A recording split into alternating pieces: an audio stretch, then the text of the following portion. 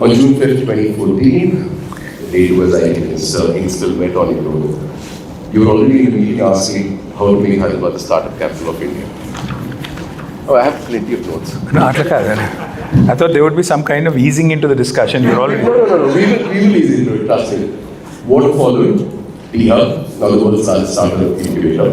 T-Hub, T-Works, TSI Fast, Pharmaceutical Aerospace and Defense Corridors, the country of Medical Science Parking Corridors, a year of AI declared in 2020.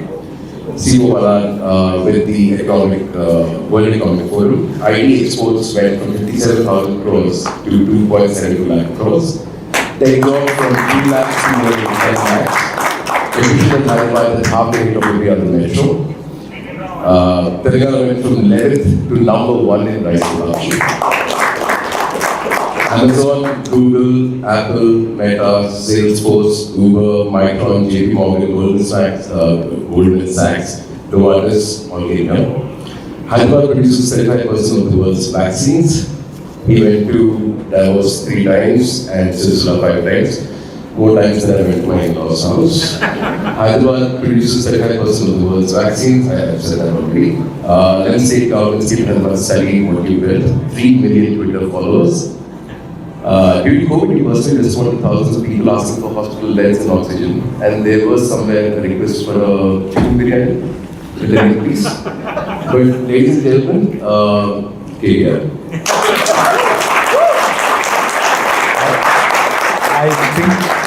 I think నేను చెప్పాలనుకున్నంత ఆయన చెప్పారు, so I think I can just leave now because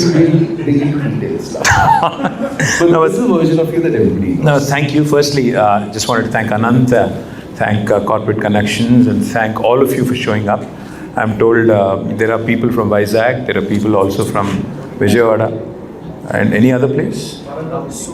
Warangal, and somebody from Tirupati. Who's from Tirupati? Hi man. Nagpur, anybody? So good, we have people from all over. Thank you very much. So I guess I should stick to English, or is Telugu okay? How many non-Telugu speakers here? Non-Telugu. Okay, there are quite a few. So I'll stick to English. English and probably a little bit of Hindi, all right? All right, now let's go. If this is the way you're going to quote people, go right into, doing all the hard kill, then it's going to be difficult, man. That's why your in-laws don't like you anymore. I'm kidding. I don't know that. No. He's going to leave it to us. You're going to have to put up with me. I know. Sorry about that. No, but this is a version of you that everybody knows, right? Mm-hmm. But there's also another version of you that dances to K-pop music. Now that's the version that you want to talk about a little bit? Where's K-pop? Are you playing it now? No, we're not. So we don't start selling. Now listen, see, my daughter who's 17 thinks I'm very goofy. So I crack some really bad dad jokes all the time. So there is, of course, I believe that every human being on the planet Earth has 3 lives. There is a public life, there is a personal life, and then there is a private life. So the public life, the public persona is what everybody gets to see. What we are doing here is obviously in full public glare. So you'll get to see the best version of me. It's like going on a first date. You are the best version of yourself. You don't want to show any of your quirks, any of your flaws, anything that is bad. You don't want to expose it, right? So that's obviously the public life. And then the personal life with your children, with your wife, with your spouse, with your friends, with your near and dear ones, where you actually are yourself, unpretentious, where you're actually cracking silly jokes, laughing at yourself, laughing at others, etc. And then, of course, there is a private life. There's a secret life, which you're only going to take to your grave. Everybody has it, trust me when I say this. There are secrets that you don't even want to share with your spouse. There are secrets that you don't even want to share with your children. And that will only be carried to the grave. So everybody has 3 lives. I think I also have 3. And in the personal life, like you said, my daughter, I don't think she's a K-pop fan anymore. Her taste keeps changing, she's a teenager, right? So, yes, very goofy, you dance with her, you joke with her. She's going to go to college this year, so I'm heartbroken already. It's like part of my heart, part of my being is leaving me. So I'm very, very heartbroken, very, very sad. But at the same time, I guess this is life. You have to deal with what, gets thrown at you. Does she critique you dancing? Oh, absolutely, she hates it. She thinks I'm not cool at all. I would like to think I'm very cool. But I even dance in my gym, so yeah, why not? Brilliant. Life is too short, man, to take it very, very seriously.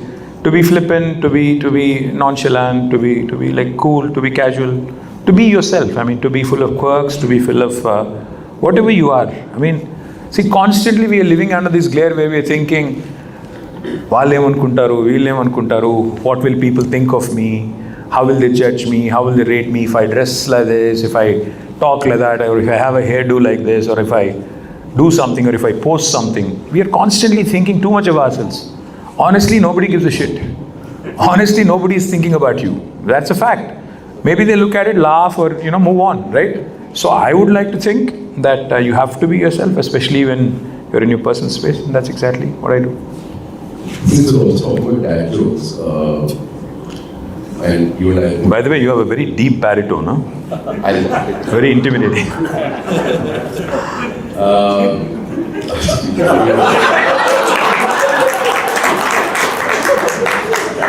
Very effective. Very effective. I know. He just said, I know, without the mic. No, yeah, right, okay. So you were in New York, you studied there, and you came back, but you didn't go back again. For a while. For a while. What changed? As in, if you were doing what you were doing, biotech, MBA, good job, the world was open, and for some reason you came back and then there was something that happened that didn't let you go back? No, actually, how many of you have seen this Hrithik Roshan movie, Laksh? It was not a very popular hit movie, but some of you have seen it. So my life is sort of like that, in that movie, the protagonist, Hrithik Roshan, he's a drifter. So he's just drifting. It's not like he had a plan, he had things laid out for him, or he had a thought process and he had a goalpost, to strive to, etc. In fact, I don't know, this is all being shot, recorded, I'm sure it will be used as well. Unfortunately, in the digital world, anything you gets out of your mouth, sometimes you're held to it, so still I'll say it. See, for most part of my life, I did not have a specific goalpost. My parents, for example, my mom wanted me to be a doctor. So I thought, okay, so probably that's the thing I would like to do. So I started studying, ended up getting about 1600 or something rank back then in MSET. It wasn't NEET then, it was called MSET. This was United Andhra Pradesh back in 93, 94. So I did not get a seat. I was going to get something like B Pharmacy or something. So then I wrote KSET, Karnataka. And then I had a seat. I got a seat there. I could have become a doctor. So came back home. My friend Mahesh knows all this. I came back home, told my dad that I'm going to be a doctor. Then he sat me down. He said, how long it's going to take for you to settle down as a doctor? I said, I don't know. He said, then 31, 32 is when you will actually complete education. Probably settle down. But then all your life, right, you will be getting emergency calls in the middle of the night. So it won't be a life which is cozy or, where you'll have your own time, your own space, etc. So think about it. That's all he said. He literally scared me. I think that was the plan. And then he always wanted me to be a civil servant. He wanted me to be an IAS officer, right?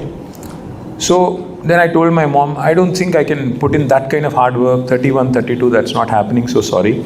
I'd rather do this. So I ended up doing something called Bachelor's in Sciences at Nizam College, Microbiology. And then, again, by default, I wrote Masters. There was an entrance exam from JNU, I wrote that, ended up in Pune. And then after Pune, I did my Masters in Biotechnology from Pune University.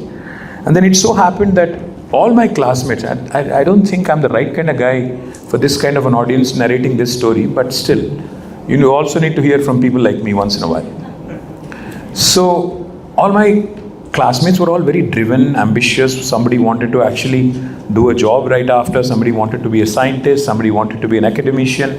Somebody wanted to do something else. I had no plan. So then I said, okay, let me go fulfill my dad's dream, which is I should become a civil servant. So right after my Masters, I spent a couple of months in Delhi, just trying to understand the psyche of all these guys who go through the UPSC cycle. right? Went there. Delhi was the place where everybody was going to go get trained, right? My dad had a friend, I stayed at his friend's place, was there for a couple of months. I saw the whole gang, the JNU gang, and with all due respect to any of the JNU guys here, JNU alums or anybody who is a big fan of JNU. I saw all these guys, wearing all these jubbas, those dadis, and I'm like, okay, this is not what I'm probably cut out for. And then I spoke to a cousin of mine who's a civil servant. I asked him, I said, what does this job really entail, right? So he said, listen, if you really want, if you want to make a mark of your own in the society, then what you should probably do is if you're looking for respect, this is the job. But if you're going to compare yourself to your colleagues and your peers and say, okay, he's making more money than me, and he's having a much more cushy life than me, then this is not the job, because all you're going to get here is respect, recognition, and probably some inner satisfaction. That's it. Then I went back to my dad and said, probably that's not the job for me. But Dad did not like it, but then I ended up doing my MBA. This is how I ended up in New York. And even in New York, because see, listen, I was one of those few guys, rare guys, not rare maybe, but one of those guys who basically was just drifting, coasting along. There was no pressure at home that, you have to get into a job or you have to do this or that. Unlike most of you guys, especially those second-gen businessmen or businesswomen who have had their fathers or, who have had their uncles breathing down their neck saying, you have to get into business next year. So I went to New York, completed my MBA. And then as part of the program, I got into an internship. They offered me a job, started working there. And the same job brought me back to India, in the same job. That's how it happened. It wasn't like I had a plan. It wasn't like I dreamt of being a politician. It wasn't like I was driven by something. But one thing, there is always a tipping point. There is always, something that changes there's a switch in the mind that gets flipped, right? One thing that did change after I came back on the same job. And of course, I met, I'll give you an interesting story. So when I was a minister, and there was some exhibition event somewhere in Hyderabad, I was there watching some game, something. I was seated next to Dulquer Salman. Dulquer, you know Dulquer, right? So Dulquer Salman and I were seated next to each other, we were talking. So I asked him generally, I said, so Dulquer, when did you start, thinking about movies? He said, pretty late. I said, what do you mean? Normally all these kids, especially, star children, they start training at a very early age, they start thinking about it, eventually they start getting into the industry at a very early age. How? He said, no, I was living in denial. I said, I'm not wanting to do this. So I went to Purdue, I did my master's, came back, started working, 27, 28, 25, 26, I think. Then suddenly one day I realized all my life, I think it was latent somewhere in the head, but I didn't realize, and eventually something suddenly one day, there was a calling saying you have to be an actor. I think that's your calling. So likewise, in my life as well, I did all this, and then I came back to India, got married at 28, and at 29, 30, that's when, after I came back to India, I had this dawning that my dad here has been fighting for this cause called Telangana, the state. And he's been championing this cause and he's been toiling hard. And in fact, in 2006, he quit his union ministry. He was a union cabinet minister. He left that. It was a cushy job. And then he left his parliament membership as well. He resigned. So that's when it hit me. Okay, this man is struggling and there's a lot of people rallying with him. I'm here at home in my own comfort zone. I think this is probably the time I need to step out and probably start helping him. So I called my boss. I was in India, he used to be in Singapore, entire APAC was our region. So I called him, I said, I probably need a couple of months of leave because, my dad is running for this office. I need to be, because it was do or die, right? So he said, if I can run the India office without you for 2 months, then you have to really think. And I said, okay, that's a fair ask, right? If the ship can sail without me for 2 months, why not? So I said, okay, then that's probably my time. So I put in my papers, joined my dad without telling him. Only after he won the election, I told him. So the point I'm trying to make, long-winded story, the point I'm trying to make is, it wasn't like there was a plan. There wasn't any plan, there wasn't any design, but there was a trigger. There was an event which made me finally bite the bullet. Yeah. Because otherwise I was a drifter all my life, and then came a point where I had to take a call, and that's when I did. Since 2006 till now, it's 20 years for me in public life. 20 years. And from 2006 until 14, I was in agitation. From 14 until 23, I was in government. From 24 until 26 today, I'm in opposition. So I've seen different shades of public life, enjoying all of it, all hues, all shades so far. You were a drifter, but when you committed to something, you did a great job at it. Thank you. You moved, I really want to talk about how Eha came up. Did you have a game plan when you walked into the office that day and then you called a set of people? And it was Eha idea that was already brewing in your head, or was it a conversation and then somewhere the whole concept of Eha came? You know what? I'll tell you what. See, after I joined public life, after I joined my dad, who's now my boss also, one thing that did happen was, he keeps saying one thing, this mantra. He says, whatever you do, whatever you pick, whatever you do it immensely. No half measures. Kuch karna hai, to dil se karo. No, I'm not just saying this for an applause. Honestly, the reason why I say this is because I've realized whatever you sign up for, unless you do it with all your might, all your heart, all your devotion, you're not going to be good at it. So after I joined public life, and especially when your boss is knowledgeable, is smart, is probably going to outsmart you and outwit you, and probably also going to expose you in front of people, you better be prepared, you better be alert. So that's what I realized.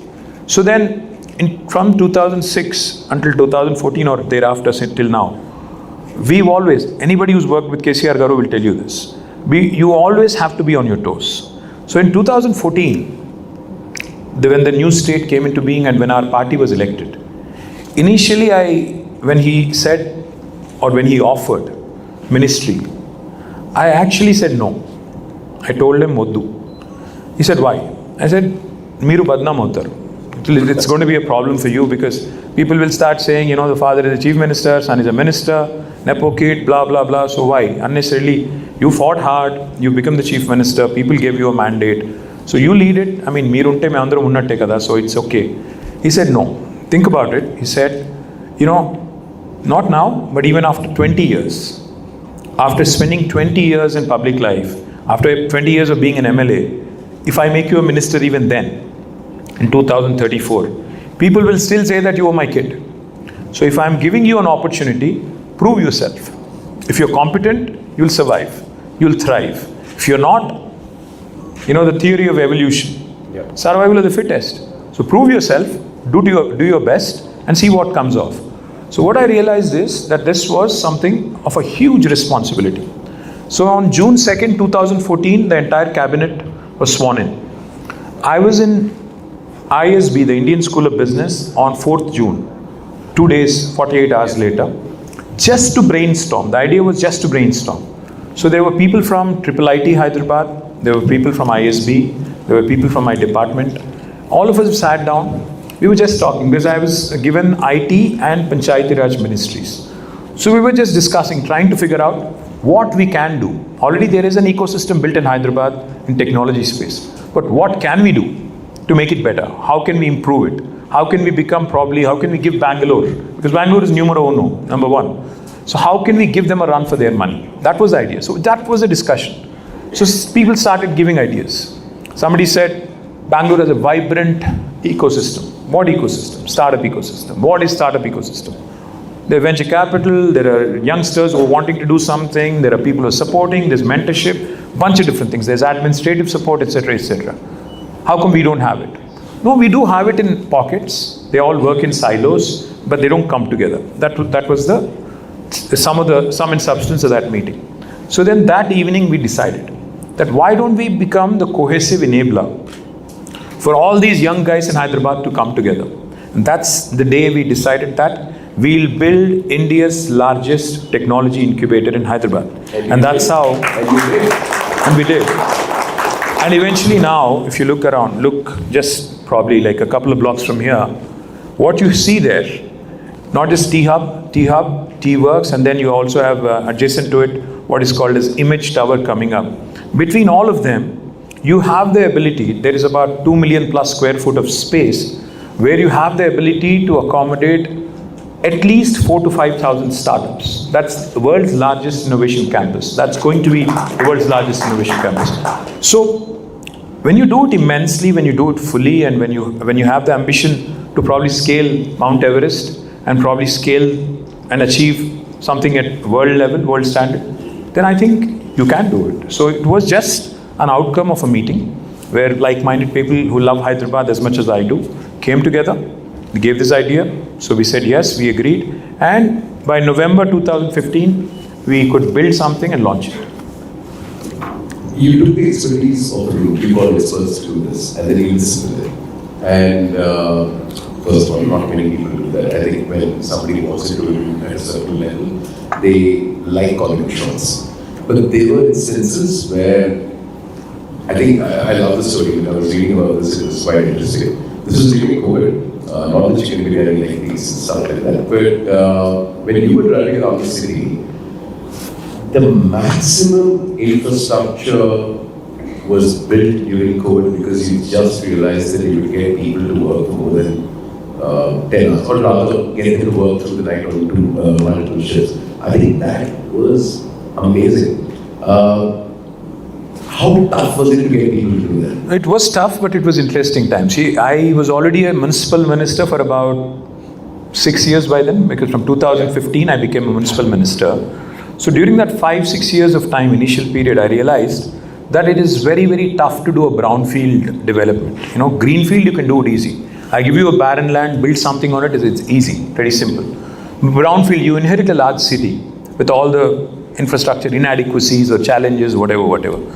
How do you make a good job of it? The first question I asked my engineers, I said, how come this private road which leads to GMR airport is awesome? You know, the minute you step away from National Highway, get onto that GMR airport road, it's brilliant.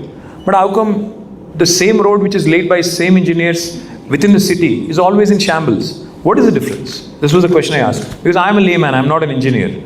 So they said, sir, it's a greenfield road. It was laid from the scratch and it has multiple layers and it has been built in a fashion which is going to last. So what about this? They said, sir, but it has been built by somebody previously, and when it gets damaged, we only do repairs. We don't do it from the scratch again. We don't like completely peel it off and lay a fresh road.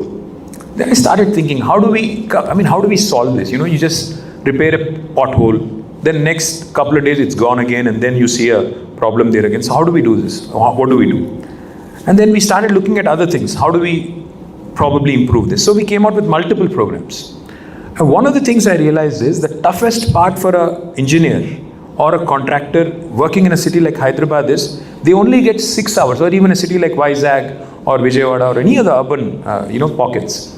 They only get 6 hours from 12 o'clock in the midnight till 6 o'clock in the morning. That is the time window where they can actually close the road, shut down a lane and work. Or else there is traffic all the time. You can't work it during the daytime. So what ended up happening was, during COVID lockdown, when the first lockdown was announced, I sensed an opportunity. I said, okay, this is a great opportunity where I can have my team work 24 hours. I can have them work 4 shifts or 3 shifts, 8 hours each. And then I realized, okay, there is a problem. While I may be keen, none of the workers are. All the workers were migrating, carrying their children. They were all already on the streets. Somebody already got into a bus, lorry, train, whatever, and they were all leaving. You know what we had to do? Firstly, we had to convince the contractors, saying, boss, this is a great opportunity. Let's get some work done. Let's lay roads. Let's get some flyovers done. You're going to get 4 times the normal time that you would get during, other times. 4 times that window. So let's get things done. So they were also excited. I told them, of course, I'll pay them more. And then they said, sir, but workers, all the workers who have to toil day in, day out to make this happen, they're not convinced, they're scared. They're really scared for life. I had to go to about 14 labor colonies. We had to go to them. We physically visited each and every one of them, addressed them, told them, listen, this is a universal menace or a global menace, COVID. So it's not like you can run away from here, go to Bihar or Jharkhand or wherever you're from and you're safe. It's not like that. You're as safe as you are there. Maybe you're going to be with your family, but we will make sure that nothing happens to you. We'll take care of your health. We'll pay you extra time, overtime, and we'll give you much more. And I assure you that I will set up health camps and I'll give you whatever is required, like vaccines or whatever is the latest drug, latest medicine, etc., etc. So infused confidence into them. And we were able to do some magic. When all of Hyderabad locked itself inside their homes, and by the time they walked out, a couple of months later, we had new roads, we had new flyovers, we had a lot of very, very interesting new infrastructure things happen. And that came as a big, big surprise. I can't name names, but one very, very senior judge called me. He said, this is something I've never seen before.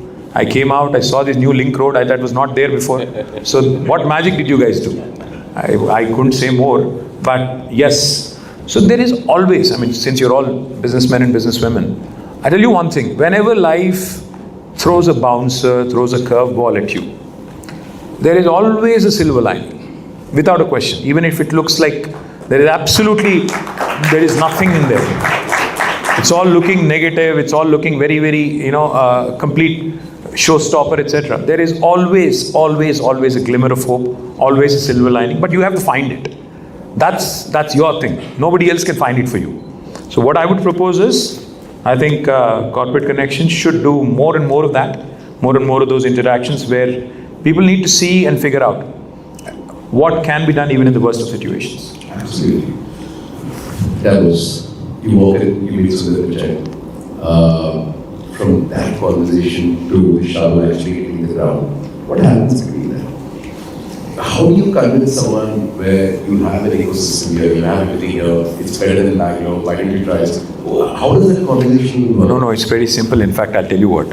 So every time I met my potential investors, I tell them one thing. I say, if you're looking to invest in India, I keep telling them two things. I say, firstly, do not look at us through the prism of New Delhi, because there are 28 different Indias. There's no one India. There's 28 different Indias, and we are all very, very different. Telangana is different from Maharashtra. Maharashtra is different from Andhra. Andhra is different from Tamil Nadu, etc., etc. So 28 different policies, 28 different state governments, bilateral engagement is always better, is the first thing I tell them. And give them the confidence that, you are going to make absolutely clear of what promises you make and how you're going to keep them. That's first thing, transparency. Second, I tell them simply, listen, go to Bombay first, then to Delhi, then to Chennai, then to Bangalore, and then last, make Hyderabad your last stop. I don't have to sell anything. Hyderabad will sell itself. Hyderabad will definitely, absolutely win you over. That's it. No wonder investors say that you can sell ice to Eskimos. As in, which is that perfect. Absolutely. It's easy. See, you have a city like Hyderabad. Did they do that? As in, did they actually go and... No, you have to do stuff in terms of go visit Delhi, go visit Bombay? No, you don't have to. You just have to go to Bangalore and then come here. No, I'm kidding. But listen, I'll tell you, sometimes you have to do things. Like, when Foxconn chairman was coming here for the first time. So I've been wooing this company for 7 years. So this love story or potential love story started in 2015. Yeah. So I meet them in Davos, I meet them somewhere else. Each time I'm pitching to him, saying, please come to Hyderabad, please invest. Because I know the potential of this company. Because this one company can potentially employ hundreds of thousands of people, blue-collar workers, in any given country. So if you look at Taiwan, China, or Vietnam, or other places where they have huge factories, each factory has 40,000 people, 50,000 people, and I know the kind of scale they have. So I was desperate for them to come to Hyderabad. So my, flirting with them started in 2015.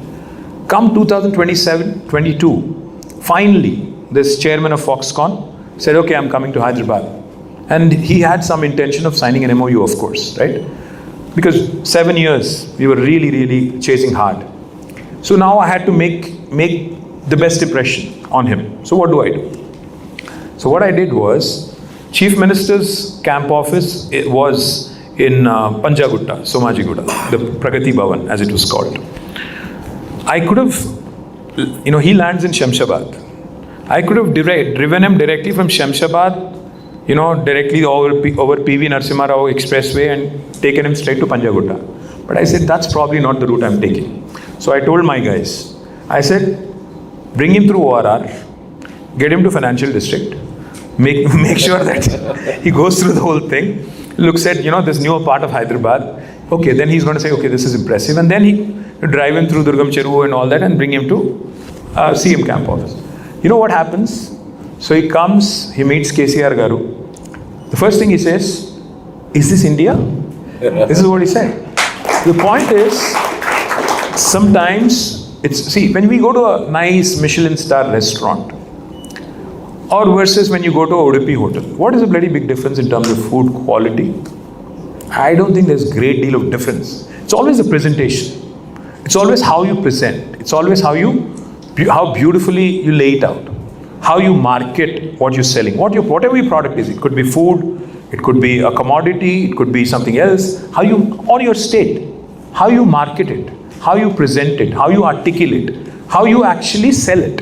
Right? So, essentially that's what we need to do. As when you're selling an idea, when you're selling a product, or when you're pitching an investment, that's exactly what we did. So I have multiple such examples. For another example I'll give you. Again, this was in the middle of COVID. The way we used to work, we were working like a startup. Literally like a startup. So I used to read all the business papers. So one morning I pick up a business paper, I read this article there.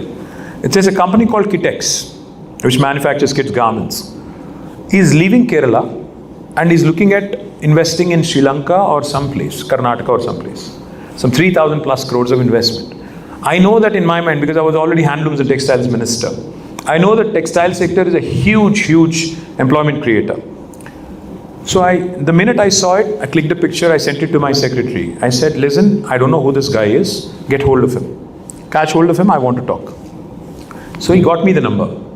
He got me the MD's number. His name is Sabu Jacob.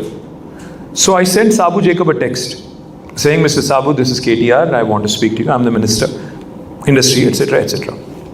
No response. I saw the blue ticks. Here I am thinking, I'm a minister, who will not call me, sitting here in my fancy chair. No call, nothing, not even a response. So I told my secretary, why don't you call this man? He's not even answering here. I don't know if the number is right, you better call him. Figure out if he is actually the man we think, or did I send it to a wrong person? So my secretary called him. And then Mr. Jacob called me. He said, sir, I didn't know it was you. I thought it was somebody pranking me. Right? I said, no, sir, it is me. And he said, what can I do? This was in the middle of COVID. So I said, I saw this news item that you're moving your investment. And I have a brilliant textile policy. And I want you to explore my state, Telangana and Hyderabad.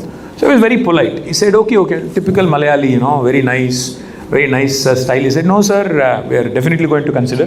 We'll meet, we'll talk. I said, when can we meet? He said, sir, I'll check the flights because it is COVID, all flights are grounded. I will check and come back. So I said, can I send you a private jet? He's like, what? I said, can I send you a private jet to Cochin? Not a big difference. 1 hour, it's okay. He's like, are you serious? I said, I'm very serious. He said, can I share this with my press people in Kerala? I said, you can, but only when you're boarding the flight, you're saying it, not before. He said, why? Otherwise, then I said, Kerala Chief Minister will come and sit at your home. I know that. So this call happened on Tuesday, and that man was here on a Thursday evening. We sent the jet, he came here with zero intention of investing. Thursday evening he was here, I hosted dinner. Friday morning he announced 1,000 crore investment. We flew him in a helicopter to Warangal, to Kakatiya Mega Textile Park. He saw the infrastructure there. It is India's largest textile park, by the way, 1,600 acres. He saw the infrastructure there. He announced 2,000 crore more. Then he came back. He saw one more unit here in Chandan Valley, which is where Wellspun has set up its unit. He went there. He saw the place. He announced 500 crore more. So altogether, this man invested 3,500 crores of investment, all because we moved fast. We were innovative. We were aggressive. So my point is, if you are going to go after something, go after it, single-minded focus. Do not hesitate to be bold. Do not hesitate to be radical. Do not even think for a second that what is the other person going to think. Sometimes people might think I'm being flashy when I say I'm sending you a jet. But it worked. Right? So, and ultimately, that's what matters. Is there an industry that is your favorite? Part one of the question. Part two is, was there a wish list that you couldn't make it in terms of the companies that you brought here? Oh, there's plenty. There's plenty that you missed, right? I know, but favorite one from that wish list, you still feel... No, I'll tell you what. See, two big industries which were almost signed here, but then arm twisted. They were arm twisted into going to Gujarat. Micron and Keynes. Both of them almost signed here. But I think because of the PLI scheme and because of union government's, firm grip, so to speak, they simply were told either Gujarat or no. That's it. So they had to go. So if you feel bad after doing all the hard work, wooing them for so many years, and then everything was done, and this gentleman calls you and says, boss, I like Hyderabad, I love your government, but unfortunately I'm left with no choice, I'm being arm twisted into going to Gujarat. You feel bad. So yes, we missed some of those very, very marquee semiconductor investments. I would say that is one sector. Because the dream of Fab City in Hyderabad has been a long one. Chandrababu Naidu Garu set up Fab City back in 2001. I wish we could have, built a nice semiconductor fab or even a fabless company here, which could have done that. But unfortunately, that is one thing I missed out on. And then, what was the other question you said? The industries that you have. Is there a favorite industry? As in, you started with IT and then you moved to something else. I wish we had a port. No, I mean, when I say this, see, two things absolutely, why can't we sign an agreement with Andhra? See, Bandar was once a part of Telangana, Hyderabad state. I don't know if you know this. Bandargah, today Machilipatnam, was actually at one point of time, we had direct access to, port. We had a seaport at one point. So, I wish as a sister state, we could work with Andhra and have a dedicated port. That would be a great move so that we can even attract port-based manufacturing and port-based industries as well. The second thing I would say, while Hyderabad is doing exceptionally well in space tech, I think there is a lot more potential there.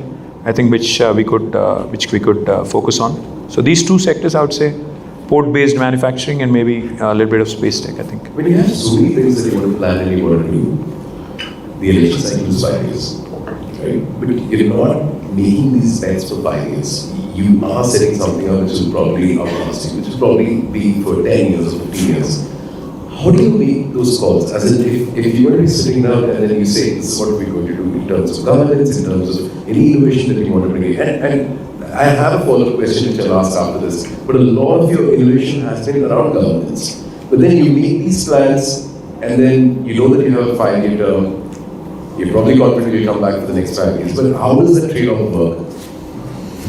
Well, it's a loaded question, because there are two parts to your question in the way I would like to answer it. One, the biggest challenge, and I say this with utmost humility, with utmost respect. I'm not trying to be disrespectful. I'm not trying to be arrogant. I'm not trying to be condescending of anyone. The biggest hurdle, sorry to say this, to India's growth is our bureaucracy. They are the biggest hurdle, without a question, because they are status quoists. They enjoy the ambiguity of status quo. They do not want to change anything because they thrive in ambiguity. They like the fact that nothing is well defined. And the way they look at politicians is, simple. Democracy is one where people's writ runs large. Yeah. People's opinion prevails, and no matter if I might not like my chief minister or the prime minister, but they are the chief minister and the prime minister elected by the people. That's how it works. When you have an elected government and when they have made certain promises to the people, it's the job of the bureaucracy to fulfill it. Lawmakers, the legislature gets to decide the policy. The bureaucracy has to implement it. That's their job. Executive has to implement it. But what ends up happening, Anant, is they end up thinking. So the challenge here is, how do you disrupt governance? So that's what we did. So what did we do? I'll give you an example. When KTR Garu became chief minister, he held an initial review meeting with all the industries and IT department. He asked one question. He said, why should government be in the business of giving clearances to industries? This was a pointed question he asked. He said, why is it that government should even give a permission to a factory? Why is it government should give any industry any approval at all? Why can't they just say that I'm starting an industry, I'm going to create such employment, and they can sign an affidavit and move on? So why should government be in the process? All the bureaucrats who were sitting in that meeting were scratching their heads. how to answer this man who's asking very radical questions. They did not have an answer for about 5 minutes. They're like, what is happening? And then finally one of them said, sir, what if something goes wrong? What if there is an accident? Who is to be held responsible? He said, what kind of a flippant reaction is that? What do you mean, what if something goes wrong? Why would you assume? That's an exception. Why should it be the norm? Why should even government be in the business? Then somebody said something else like labor laws, they will exploit, etc., etc. Then he said, okay, let's strike a balance. If somebody is investing money, somebody is investing effort, somebody is putting their emotions into this enterprise, of course they have thought through all this, right? Why don't we actually give them an opportunity to self-certify, saying I'm going to be in compliance with the law of the land. And if I, by any chance, don't abide by that, you can punish me. You can penalize me. So let's make it self-certification. Then he sent this team of officers for 3 months to various countries across the globe. Singapore, Australia, Ireland, US, UK. And he said, study all the models, come back. They came back. They said, sir, these are the models that work really well. And eventually we came out with what is called as TSI Pass. Now TSI Pass, for those of you who do not know, Telangana State Industrial Project Approval Self-Certification System is a unique model which is hitherto not known to the entire country anywhere, which allows you to hit the ground running. Start your enterprise on day one in Telangana. And you can start building your factory, start building your enterprise, start building whatever it is that you want to build, and start day one without even seeking any approval from Gram Panchayat, municipality or state government. No other state in India will tell you this. Parallelly, simultaneously, for regulatory compliance reasons, you can put in an application on the portal. Just send all the details, like who you are, how much capital you're going to invest, how many people you're going to employ, what are the kind of certificates or certifications or NOCs you would need, etc., etc. Government mandates you by law, the officers by law, that every certificate or everything shall be answered in 15 days. If we don't deliver on the 15-day promise, on the 16th day, it's a deemed approval. It's an automatic approval. And on the 16th day, the government also has the ability to fine a penalty of rupees 1,000 per day towards any officer who's become a stumbling block.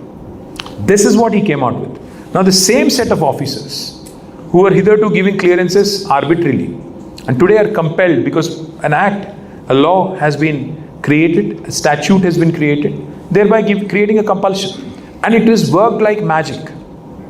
More than 24,000 permissions were given during our government, and 99% of the time they were all within the window, which is a record in itself. So no renewals, no this, no that, no janjat, no nonsense. Now this is the kind of stuff, policy innovation that can happen if you apply yourself to it. The point I'm trying to make is, see, we are all temporary on planet Earth. We are all going to die. For those of you who did not know that, please wake up. So when you realize that, you have to always build institutions which are going to outlast individuals. You have to build processes which will outlast persons. You have to build something that will truly be your legacy, which will outlast you and your being, physical being, for a long time. When you figure that out, I think you will come out with all kinds of innovations in business, in governance, in policy, in every domain of life. You did something very differently. You did not normally just promote people and then give them positions high up in whatever that you were initiating. You went the corporate route, and then you started bringing in people who seem to fit that role. Now, was that a conscious decision, or was that something that you wanted to try? Because it wasn't done anywhere else. When you started bringing in subject matter experts to sit in positions, and not just someone who you just said who thinks he's the know-all. Boss, I'll tell you, all of us know in this room, even though you may be a CEO of a company, managing director of a company, or whatever position you hold, you could be a CXO, whatever you are, no individual or an institution is a repository of wisdom. Yeah. I know nothing about medicine, for example. I may be an expert in something, but my knowledge is very limited to that particular field. Somebody else might have a great knowledge of logistics. Somebody else might have a great deal of information on AI. So when we started identifying our strong areas as a state, we identified 14 areas. We said, okay, these are the 14 thrust areas where we are going to seek investment. Then I said, who are the experts who are going to head these domains? Then one of them said, okay, this IAS officer, that bureaucrat. I said, but he's not a specialist. He's got nothing to do with this domain. So if I'm looking at food processing sector and how to attract investment in food processing, I'd rather get somebody from that industry, somebody who knows the game, who understands how the industry works, what they would want from the government, etc., and then employ them. That's easier. So that's how we created 14 verticals, and each vertical was headed by an industry expert. All of them, of course, reporting to the bureaucrats and making sure that they also report to me. So we created a very, very interesting kind of hierarchy. We employed nearly 340 people from private sector. My director digital media, Dilip, who was my director digital media in the government, was also from Google. So earlier, just say hi. He's working with me now, so I can continue to expose him like I did. So point is, we had about 340 people, all from the private sector. Somebody was heading V-Hub, somebody was heading T-Hub, somebody was heading our food processing sector, somebody was heading our life sciences division. All of them, electronics and semiconductors, there was somebody else. So all of these gentlemen and ladies who came from the private sector were a conscious choice by me, saying, okay, unless we bring them in, unless we bring their expertise, we are not going to be able to attract industry the way we want to. Was there a pushback? Of course there was. I suspect there won't be. See, people... From people near you? Absolutely. See, human beings are resistant to change. If you sleep on right side of the bed, and if your wife is going to ask you tomorrow to sleep on the left side, you'll hate it. That's how silly we are. That's how silly we are. So, we fear resisting change like that. Aren't you going to resist change when I say that I'm going to bring in somebody new, and that person is going to be basically running the show and not you? Of course you will be. So yes, there was a lot of pushback, there was a lot of, lopal godavalu, a lot of infighting, a lot of nonsense. No. In fact, KCR Garu, the greatest thing he does, and this is one thing that leaders need to, all business leaders also need to know. When first he'll test you. First you need to test your deputy properly, if he's good enough or she's good enough. When you know they are good enough, delegate and leave it to them. That's one thing. Style of leadership is delegation style of leadership. So when KCR trusted you, when KCR knows that you're doing your job and doing it reasonably well, he'll trust you enough to take your decisions. And that's what he did with all of us. So therefore what happened is, each of us was running our department with a lot of autonomy. And therefore, things were moving quicker, the hurdles were lesser, and we were able to get a lot more done other than normal. There's no denying the fact that something has happened. When you were in power, this kind of soft change that you brought in. Phenomenal. What happened? Why did we lose? Why did we lose? Well, a lot of things happened. Thank you for that question. What happens is, I'll give you an interesting example. So in 2018, we are going into an election. We are drafting our election manifesto. We had already brought in a scheme called as Raitu Bandhu. Now Raitu Bandhu, for those of you who do not know, is farm input assistance and a subsistence input assistance to a farmer from the state to the extent of 10,000 rupees per acre for 2 crop cycles. This is what the state gives. We had already announced it, we were already implementing it. And then my manifesto team was sitting, entire party manifesto committee was sitting with KCR Garu. I was also there in the room. Then somebody proposed that we should offer a loan waiver. I said, what loan waiver? They said, crop loan waiver. I said, you're already giving you're a farm input. So why would the farmer even, the assumption you're making is, you're giving him farm input assistance, so therefore there is no need for a loan, right? You're giving them 5,000 rupees per acre per crop. So what is the need for a loan? Then why are you even talking about a loan waiver? So this argument went on for a bit. Somebody said, no, Congress is offering, how come you can't offer? You should be doing it. If Congress is saying 2 lakhs, at least offer 1 lakh. That was the argument. Rahul Gandhi is coming and he's saying 2 lakh de denge, ye karenge, wo karenge, humko bhi to karna hai. Then I looked at KCR Garu. This is one line you need to remember, why we lost. Sorry if I sound a bit curt saying it. So he said, you need to understand something, Ram. One, politicians in our country are intellectually bankrupt. People are economically bankrupt. People are economically bankrupt. What is our per capita income of this country? $2,777, right? Per capita income of this country. Of course, Telangana is $5,000 plus. We are the richest in the country. That's a separate story. Double the national average. But country's national average is $2,777. So people are economically bankrupt. Politicians are intellectually bankrupt. What does the politician want? He wants power by hook or crook. There is Rahul Gandhi who is going to tell you, I'm going to offer you the moon, without even knowing what basic economics there are, or whether there is money in the kitty, whether there is none, whatever. So when such a deadly cocktail happens, a cocktail of bankruptcies, they made 420 promises, boss. I'll tell you some of the extravagant promises they've made. They said KCRG is giving 1 lakh rupees for shadi of a poor girl. I'm going to give you 1 tola of gold, 10 grams of gold. On top of that, on top of the 1 lakh, they said KCR is giving 2,000 rupees as pension. I'm going to give you 4,000. KCR is offering you 10,000. I'm going to offer you 50. It became a bidding war, like IPL bidding war. People, what happens is, see, boss, Anand, how long have you been married? I'm going to put you in a spot. Okay, I'm assuming he's married. 10 साल के बाद husband बीवी को taken for granted है, बीवी husband को taken for granted है. हमारा भी 10 साल हो गया यार, वही था हुआ. एंड दे सेड ओके, अगर केसीआर नहीं है तो क्या चलेगा, क्या होगा, चलेगा, कोई और आएगा चलाएगा, क्या फर्क पड़ेगा, taken for granted. What happens is, it's a good thing. What has happened, our loss is a good thing. Good thing for us, good thing for the people as well. ఎందుకంటే తెలుగులో ఇది ఒక్కటి చెప్పాలి, గాడిదని చూస్తేనే గుర్రం విలువ తెలుస్తుంది. ఇప్పుడు తెలుస్తుంది.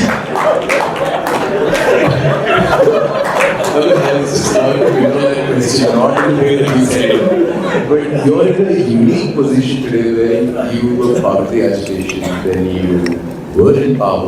Let me translate that for my friends who don't speak Hindi. गधे को परखने के बाद ही घोड़े की अहमियत आपको पता चलेगी. यही बोल रहा था बस. You're in a unique position today where you've been part of the agitation. You've been in power. You've seen tremendous success in what you did. And you are now in opposition. I think it's brilliant. I honestly think it's brilliant. Because now you suddenly detach from what's happening, and then you have a bird's eye view of things that are probably going right, probably going wrong. Probably going wrong. What's going right? Can you tell me? I am not going to answer that question. You're here to answer questions. I mean, anybody. I don't care. If you can tell me one thing that's going right, I'll be more than happy to understand and know. Anybody, please. Open challenge. Any congressmen or women here? No, I'm not looking for you guys to answer. Don't worry about it. No, but do you really feel that the break really helps? Absolutely. In fact, see, उन्नत चप्पाली 10 years के बाद even we take things for granted. I have to give it, see, not only people take us for granted, we also took people for granted. नहीं ये तो है, वो चलेगा, नहीं ये छोटा मिस्टेक हुआ, क्या फ़र्क पड़ता, फ़र्क पड़ेगा. Every small little thing matters. So therefore, I think it's a good, very good break for both of us, both people of Telangana and us. We get to introspect, we get to see what course correction we need to do. We have to figure out why things went wrong, why things didn't pan out the way we did, what are the mistakes we committed. See, I can't blame people alone. Yeah. Definitely we also made mistakes. We are humans, yeah. End of the day, all of us, every single day we are going to make mistakes. Every single day we are going to make some errors. And if we are going to assume and presume that, we are all demigods or gods and we are going to be always on the top, you are fools, absolute fools. So wear all these things very lightly. In my opinion, I think if you start taking yourself too seriously, I find it very funny that Indian politicians, for that matter, take themselves so seriously that they can't even take a joke on themselves. Stand-up comedy shows are becoming the biggest challenge to politicians in India. How dumb is that? How lame is that? So I used to enjoy all these late night comedies in the US, like David Letterman, Jon Stewart. I enjoyed them like ribbing. all the politicians. So what I would say is, this is a great break. This is a great opportunity for me to look at what went wrong, connect with my colleagues, go back to people, try to figure out what needs to be done properly. If I come back victorious, well and good. Even if I don't, no matter. Because end of the day, you have to realize there are only two outcomes possible. Either you win or you lose. Be prepared for both. It's okay. You have to take life with equanimity. You were the mauled minister, right? I was a what? Mauled Yes. minister. You called me a mauled minister. I was like, damn, who mauled me? Roads still flooding. How are we handling monsoon? Monsoon, well, firstly, thank you for reminding me that I was the mauled minister. Yes, I was. I am not the mauled minister anymore. The mauled minister now is the chief minister. I have to tell you one thing, honestly. We came out with several initiatives, we did several things, but like I said, Rome was not built in a day. A city like Hyderabad, where you have come in for a limited period of time, you have done certain things, but no one, can give you a definitive answer. See, today, when it rains, you will not like me saying this. When it rains, even New York floods, by the way. I mean, I love New York. I was there. I lived there for a bit. It's one of my favorite cities in the world. When it floods, there are several cities in the world which also flood, which also get, inundated. Fact is, significant improvements have been made. But fact also is, there's so much more room also to do. For example, 3 things in Hyderabad which I wish I did better. I'll confess. 1, I wish that I could have revamped the entire drainage and sewerage system of Hyderabad, but it would cost me 30,000 plus crores, by the way. I did not have that kind of money. I did some chunks of it. I started with strategic Nala development program, spent a few thousand crores, but I did not get around to completing the entire city. That's one of the things I wish I did. 2, I wish I had completed not just 70 kilometers of metro, but probably another 200 kilometers. That is second thing I wish I had done better. And more important than connecting just metro or completing metro, I wish the first and last miles of metro. Because we all take subways in New York, tube in London, whenever we travel. But we're hesitant when it comes to our Indian public transport systems. Why? Because the first mile and last mile is always the challenge. Once you get off, how am I going to get to work, or how am I going to get to home, right? With absolute security and safety. The third thing I wish, which I did better in Hyderabad, was, of course, we did a lot of infrastructure improvements, but we continued with the policy of previous government. Back then, Dr. Y.S. Rajshekhar Reddy and Congress government in 2004-05, they went for this unlimited FSI option. We continued with it because we were a new state. We didn't want to change anything which should probably hurt the real estate industry, the construction industry. So we persisted with it. I wish we had kept some developmental regulations. I wish we had kept some zones where certain restrictions were placed. So these are the 3 things I would say. I do feel that I could have done better, I should have done better. But hopefully we'll get another chance, and hopefully I'll work on all these 3 and maybe make a much more better Hyderabad. One final question before we open it up to the audience. You built the hub, and now the current government is moving the offices into it. So what are all the initiatives that you started, right? What's still surviving, and what hurts you that it's not surviving? Nothing much. And honestly, see, governance is a continuous institution.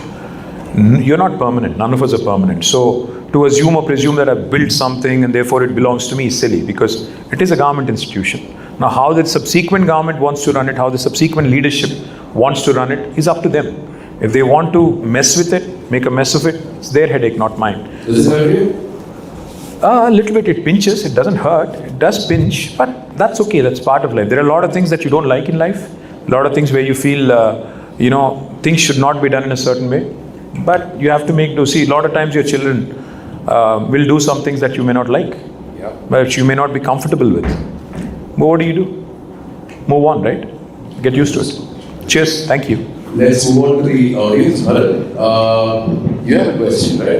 Can we have somebody to come up to Bharat? Can I also request one green tea, please? I have made I know, this is very cold. Can I get somebody? Thank you. Hi. Thank Hi you. sir, good evening. I'm Bharat Kovata from Vizag. I'm second gen entrepreneur in my family business of B2G for commodity. So first thing I would like to say is I'm genuinely awestruck seeing you every time, anytime in an interview or wherever it is from last 2016 or something like that. What you have done to Hyderabad and we as from this generation of millennials, I would say, we understood what a visionary you could do or what someone will do we could actually achieve. So my first question, or my only question is, by any chance, is it conceivable that we would see you as Prime Minister of India in the future? Wait for 2029. I'm kidding. Modi ji, I'm kidding. No, I'll tell you what. I think, Bharat, I'll tell you, you are a young man. You're still laughing. You're a young man. What I would advise you or anybody even who wants to make a career in whatever field they pick. Firstly, thank you so much for all the kind words. Really, really gracious of you. You didn't have to say it. And by the way, I'm not paying you. I will tell you one thing. Positions or success have to be a byproduct of a pursuit. You cannot say that I want to be there sitting in that chair and therefore that is my goal and I'm going to work towards it. Rather than that, I think in whatever field you pick, pursue excellence, pursue success, pursue the epitome of whatever it is that defines success. Once you're going towards it, if that chair, it could be the chief ministry, it could be whatever, if it finds you, so be it. If it doesn't, so what? At least you found success and you're happy in your own. See, contentment is about what you feel inside. Some people have become chief ministers, but they're still not happy. What is the bloody point, man? If you're going to still crib and complain and, moan every single day, what were you doing? What are you doing? What are you complaining about? So I would say, I think contentment is more personal. So I'm not chasing any chair. That's not the gig I'm in. I'm happy where I am. I'm doing something that I like. And hopefully success will come my way and hopefully chairs also will come my way at some point. Bansi, can we have your question, please? I'm sorry, what's the name? Bansi. Bansit. Yeah. Hi, I'm Bansi. Hi. So, What does your name mean, Bansit? So it's a different take on Momsi. So I was On what? It's a different take on Momsi. Vamsi. So I'm a Telugu guy from Vijayawada, but I was born in Bombay. Born in Bombay or Bengal? Only Bengalis make V a B. When did Mumbaikars So make my it? granddad had a Bihari colleague, and he's the one who I ended up getting this name. కాదు వంశీ కాదు వంశీ కాదు మహారాష్ట్రలో పుడితే అది వి బాగా కాకూడదు first రెండోది బిహారీ ఫ్రెండ్ ఉంటే కూడా అది వి బాగా కాకూడదు that Bihari actually is a Bengali figure out Cooperative federalism, yes So yeah, as a second-gen entrepreneur and a long-time resident of Hyderabad and with interest in both Andhra and Telangana, I find a lot of what you've spoken about today related. So my question was, although Telangana and Andhra Pradesh have charted separate paths since 2014, their economies are very closely still interlinked. If a multinational today was evaluating a significant investment and the final decision came down to Andhra or Telangana, what do you think would be Telangana's strongest differentiator? Also, where would you acknowledge Andhra Pradesh has structural advantages? And beyond competition, what can the two states do together to ensure that investment comes to our region rather than we lose out to another state or maybe another country like Vietnam? Okay, firstly, I'll tell you what, no two states in India are alike. No two states actually have the same advantage. See, each of us have our own strengths, each of us has our own deficiencies. So, Telangana is a landlocked state. We don't have a coastal line. Andhra has more than 1,000 kilometers of coastline. So, it depends on the sector that you're talking about. See, for example, if you're talking about a manufacturing piece. Now, this manufacturer, are they going to airlift or are they going to use sea waters for transportation? Depends on that. So the proximity to a port will also determine what kind of location they'll choose. And secondly, I think, like I said, the engagement typically with states has to be bilateral. So what advantages Andhra will offer, what advantages Telangana will offer, again, it will hinge on what policy support you'll also be offering. See, for example, if somebody wants to set up, just thinking out loud, a solar manufacturing plant, a solar panel manufacturing plant.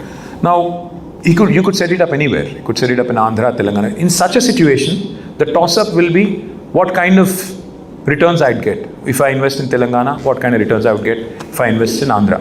I'll tell you one thing though, Vamsi. Nobody invests just because Lokesh happens to be a friend or KTR happens to be a friend or somebody else happens to be a friend. Nobody will invest. Because every businessman or woman is thinking about longer term. Because ultimately, your investment is going to outlast any government that there is going to be.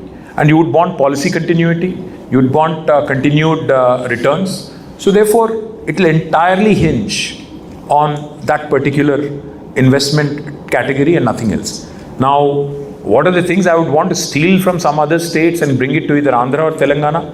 I'd say probably investments in technology front, because now that is going to be the future, whether I like it or not, whether anyone likes it or not. I think tech-enabled ecosystems are the way forward. Technology is permeating into all spheres of life. There is no sphere which is exempt. So therefore, I would say semiconductors or AI-driven newer opportunities that are emanating, all of these are some things that I would like to steal, but I don't think there is any state from which I would like to steal anything at this point. I think we're doing rather well, Andhra and Telangana. I hope we continue to be the numero uno two states. Numero uno being Telangana, two being Andhra, of course. Suresh, can you have a question? My question to you.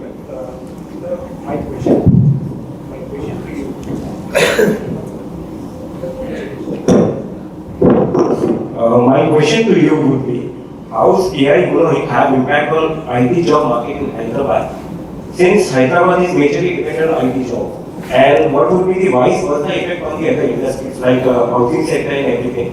And if you were in power, how would you shape the policy for it? Well, we declared year 2020, the year COVID hit us, as the year of AI back in 2020. 6 years back, we saw that AI is one area which is going to really reshape the way technology is going to be looked at by people at large, by industry verticals. So we thought this would be a great opportunity for Telangana, and we declared 2020 as the year of AI. So we tried to attract significant investments. We even announced the launch of AI City, but unfortunately in COVID 2020 and 2021, everything got derailed. That's a fact. Now, how do I see AI affecting technology industry? You can already see the effect, because Government of Telangana has recently admitted in the governor's address and even in the address of the finance minister in the budget speech that the number of jobs have come down in Hyderabad. When we left office, it was 9.46 lakh IT jobs in Hyderabad.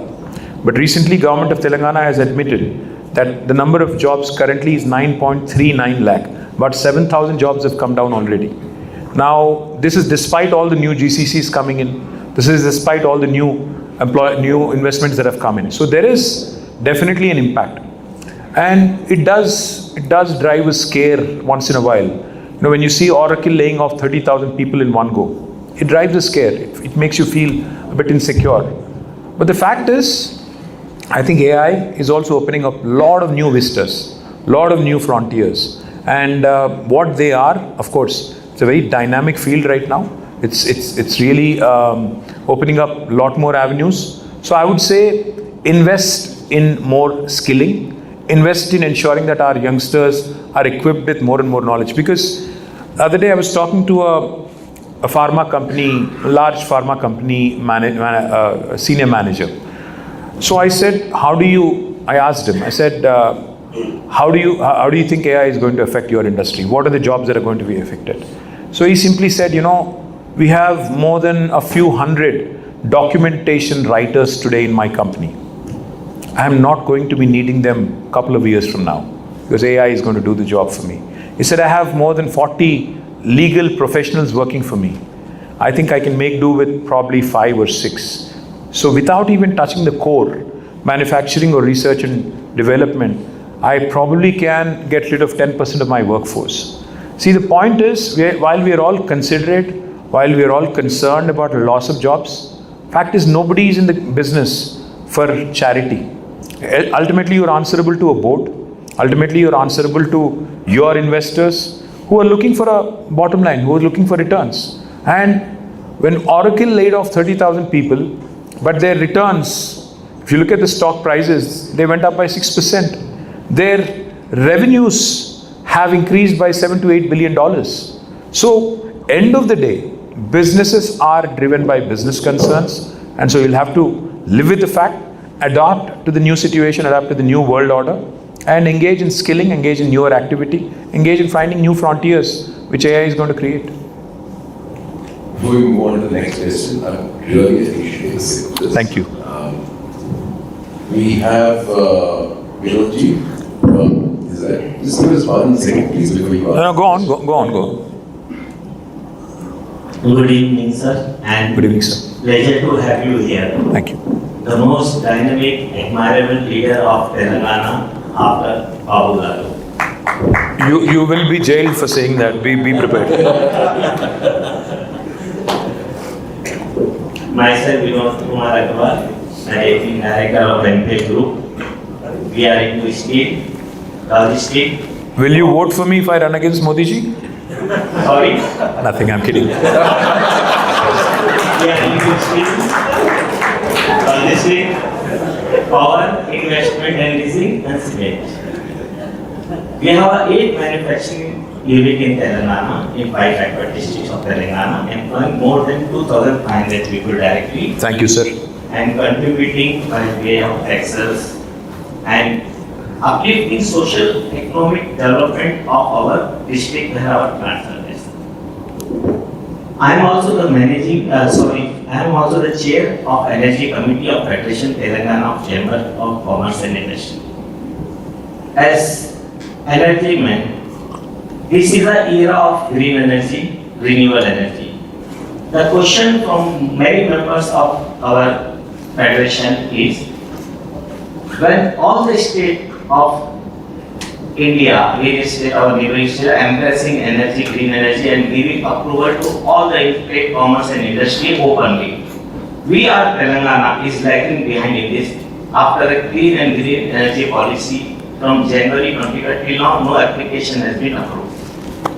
How can you help to get this approval fast and make it open for the progress of Telangana and the future of Telangana for cost effective, more employment, more business?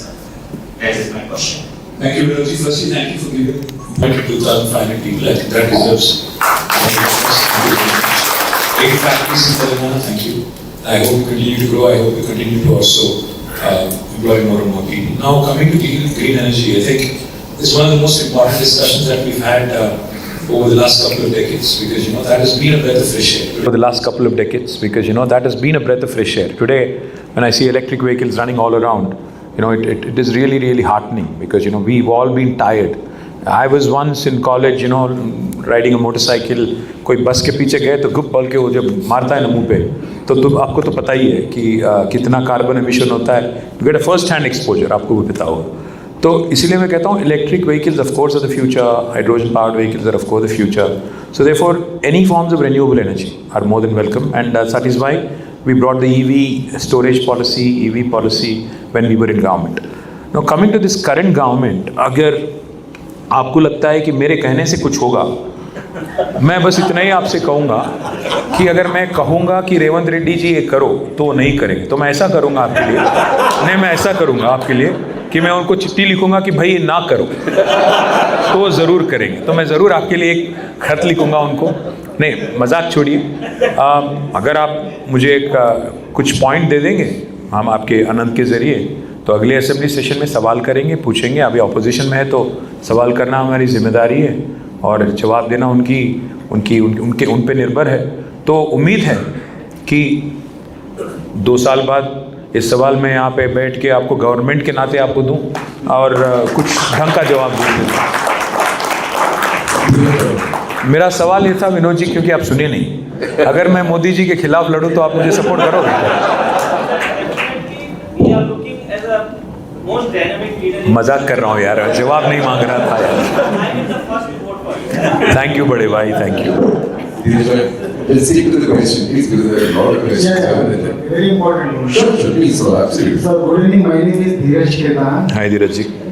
I am from textile background. So we are the largest exporter from Telangana state in volume. In multi-product segment, we won many awards. Silver, gold award from Ministry of Commerce, New Delhi via FIO. So my question is that we put second textile spinning mill unit in Jadcherla, and we signed agreement 2016-17 in Warangal, MOU, new 100 new textile policy, and we are giving 2 units together 1,500 employment. So thing is that we got small deviation when we started our unit in Corona period, 2020 onwards. So still I am struggling to get my incentives. That time also still also there. So whereas other states are giving very fast incentive, third month, fifth, our counterpart Gujarat, they are giving fifth month, third month we are applying, fifth month they are automatically getting incentive. But so far I am unable to get my incentive. It is gone up to 70-80 crore rupees. So how should I collect that incentives? And that is the main thing. मैं ऐसा करूँगा. वो जो मेरा friend है वो 3 unit लगा दिया, और जो मैं 1 यूनिट है वो 1 यूनिट में मेरा फाइनेंशियल बहुत डाउन हो गया. तो वो हो सकता है जो भी गलती हुई हो, हम लोग चाहते हैं तो वो लोग बोलते हैं आपने इंसेंटिव देख के यूनिट थोड़ी लगाया, आपने इंसेंटिव देख के यूनिट लगाया. क्या हम बोल it is at par, it is every state is giving, why you are not giving, why you are not giving on time here, why somebody else one and my unit together started, they got 100 crores, why 60 crores still pending. So how should we solve this type of problem? My file is moving direct to ministry to secretariat, and secretariat is sending back, again it is going to again secretariat. Still the I mean like sorry, but this is very positive. Question, I think you should ask the question. Is there something that you like to say? Yes, of course. Welcome to Congress government.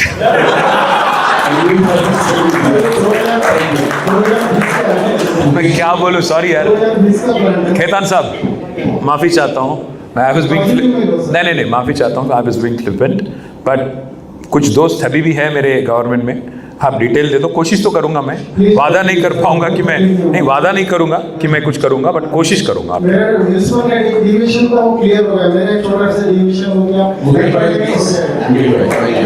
Thank you. जरा detail ले लो यार, कोई detail लेके दे यार. Seriously, I'll try at least. Let's see. Hello, sir. So we spoke about the water problem, right? But is there anything that you want to ask beyond that? I told you, sir. Sir. In Hyderabad, Florida. Thank you. Very kind of you. Very kind. Okay.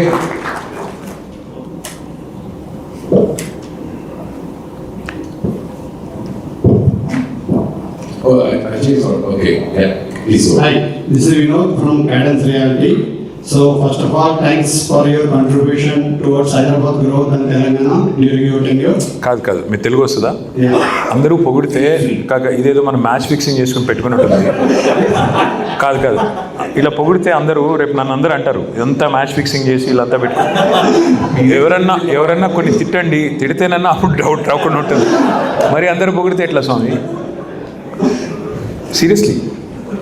Now go on. My question to you is, present government is focusing more on fourth city in big scale. So when you come into power next time, are you going to change back to something else, or are you going to continue? No, boss, I'll tell you what. I think I'll request Honorable Chief Minister to focus on present city. Future city can wait. Present city थोड़ा shambles में है. Present city जो है जिसमें हम present है, हम अगर एब्सेंट हो जाएंगे तो गड़बड़ हो जाएगा. So I think present city needs to be the priority number 1. Number 2, it was always Hyderabad pharma city. The land acquisition there was conditional. So अगर आप उसको लेके अगर आप रियल एस्टेट करोगे, अगर उसमें आप अगर वनतारा जू लगाओगे, बेवकूफ़ी है. Simple. So I would say Hyderabad pharma industry needs a leg up. That's why we were building the world's largest pharma cluster, and it should be the world's largest pharma cluster as it was proposed, because otherwise it's against the act, otherwise it's against the principles of land acquisition.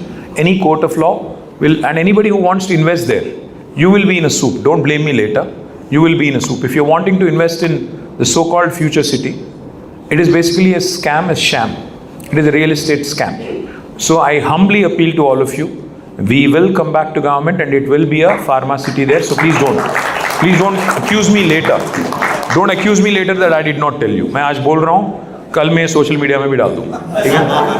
ठीक है? Thanks. Hello, Andy. So my question is, you rightly pointed out already that geo-indexing for entrepreneur, so close to 40 to 50% of a project budget, it actually goes into land procurement, building, and the non-productive capital, right? Power and everything.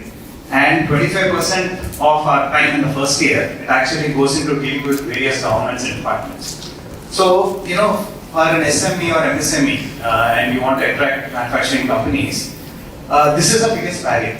So what is your take on having a plug and play for a manufacturing kind of companies? Well, I'll tell you what, the only real solution, and I'm being absolutely candid, I'm not even talking for any kind of electoral gains or anything, the only real solution possible to solve this problem, because see, our cities are magnets.